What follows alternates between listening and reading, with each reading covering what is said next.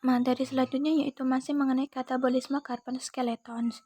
Nah, pada slide sebelumnya sudah dijelaskan bahwa kerangka karbon sendiri nasibnya ada dua macam, yaitu secara katogenik dan glukogenik. Secara katogenik yaitu membentuk asetil CoA, selain itu membentuk glukosa untuk sumber pembentukan energi, dan secara glukogenik yaitu membentuk karbohidrat atau trigliserida untuk membantu biosintesis kedua senyawa tersebut. Nah, kerangka karbon secara katogenik, saat degradasi asam amino, karbon juga dapat membentuk CO2 yang dapat membentuk badan keton atau senyawa turunannya, yaitu asetil CoA. Selain itu dapat juga untuk pembentukan glukosa di dalam hati, yang merupakan pirufat yang merupakan intermediate dalam siklus Krebs. Yang selanjutnya yaitu mengenai anabolisme protein. Anabolisme protein sendiri merupakan pembentukan protein alias sintesis protein. Nah, molekul protein sendiri tersusun atas beberapa ratus molekul asam amino yang berikatan satu dengan yang lainnya melalui ikatan peptida serta mengikuti suatu urutan tertentu. Oleh karena itu, biosintesis protein terjadi di dalam sel merupakan reaksi kimia yang kompleks dan melibatkan beberapa senyawa penting, terutama DNA dan RNA. Nah, anabolisme sendiri dibagi menjadi dua tahapan, yaitu transkripsi dan translasi. Yang pertama yaitu transkripsi. Transkripsi sendiri merupakan sintesis RNA di bawah arah DNA. Nah, kedua asam nukleat menggunakan bahasa yang sama dan informasi hanya ditranskripsi atau disalin dari satu molekul ke molekul yang lain. Transkripsi sendiri terjadi di dalam nukleus dan mRNA ditransport ke sitoplasma yang merupakan tempat translasi terjadi. Secara umum, mekanisme transkripsi pada eukariot serupa dengan yang terjadi pada prokariot. Proses transkripsi sendiri diawali dengan penempelan faktor-faktor transkripsi dan kompleks RNA polimerase pada daerah promoter.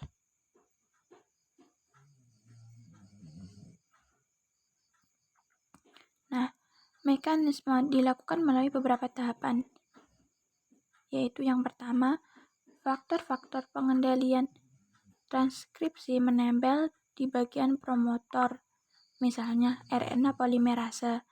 Yang kedua yaitu pembentukan kompleks promotor terbuka atau open promote complex, tidak seperti replikasi di mana DNA benar-benar dibuka. Pada transkripsi, pilihan DNA dibuka namun masih tetap di dalam RNA polimerase. Yang ketiga yaitu RNA polimerase membaca DNA cetakan atau template dan mulai melakukan pengikatan nukleotida yang komplementer, yang disebut sebagai tahap elongasi. Yang terakhir yaitu setelah pemanjangan untaian RNA diikuti dengan terminasi yang ditandai dengan lepasnya RNA polimerase dari DNA yang ditranskripsi atau tahapan terminase. Nah, baik prokariot maupun eukariot, prinsip yang harus dipegang adalah yang pertama, prekursor untuk sintesis RNA ada 4 macam ribonukleotida, yaitu 5 trifosfat, ATP, GTP, CTP, dan UTP. Yang kedua yaitu reaksi polimerase atau pemanjangan RNA sama dengan replikasi DNA. Yang ketiga yaitu urutan nukleotida RNA hasil sintesis ditentukan oleh urutan DNA template. Yang keempat yaitu untai DNA yang berperan sebagai cetakan hanya satu untai. Yang terakhir yaitu hasil transkripsi berupa molekul RNA untai tunggal. Yang selanjutnya yaitu proses translasi.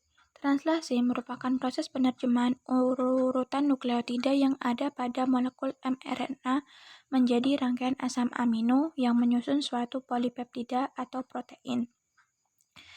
RNA yang ditranslasi adalah mRNA, sedangkan tRNA dan rRNA tidak ditranslasi. Translasi sendiri berlangsung di dalam ribosom. Nah, ribosom itu disusun oleh molekul-molekul rRNA dan beberapa macam protein. Nah, pada eukariot, translasi sudah dimulai sebelum proses transkripsi.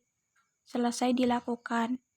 Dengan demikian, proses transkripsi dan translasi berlangsung hampir serempak. Dan sebaliknya, pada prokariot, proses translasi baru dapat berlangsung di dalam inti sel, sedangkan translasi berlangsung dalam sitoplasma. Setelah sintesis mRNA selesai, selanjutnya mRNA keluar dari inti sel menuju sitoplasma untuk bergabung dengan ribosom.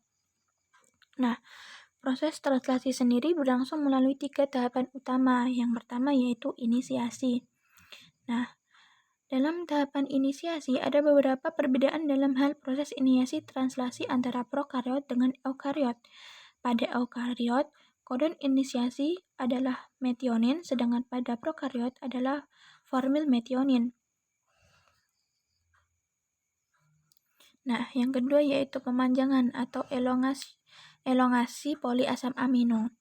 Nah, pada proses elongasi terjadi dalam 3 tahapan. Yang pertama yaitu pengikatan amino asil tRNA pada sisi A amino asil yang ada di ribosom. Yang kedua yaitu pemindahan rantai polipeptida yang tumbuh dari tRNA yang ada pada sisi P atau peptidil ke arah sisi A dengan membentuk ikatan peptida. Yang ketiga yaitu translokasi ribosom sepanjang mRNA ke posisi kodon selanjutnya yang ada di sisi A. Yang terakhir yaitu proses pengrakitan atau terminasi. Nah, translasi akan berakhir pada waktu salah satu dari ketiga kodon terminasi yaitu UAA, UGA, dan UAG yang ada pada mRNA mencapai posisi A pada ribosom. Nah, dalam keadaan normal, tidak ada amino asil tRNA yang membawa asam amino sesuai dengan ketiga kodon tersebut. Oleh karena itu, jika ribosom mencapai salah satu dari ketiga kodon terminasi tersebut, maka proses translasi berakhir. Mungkin hanya itu yang dapat dijelaskan, semoga bisa dipahami dan bermanfaat bagi kita semua. Mohon maaf bila masih ada materi yang kurang atau belum bisa dipahami. Wassalamualaikum warahmatullahi wabarakatuh.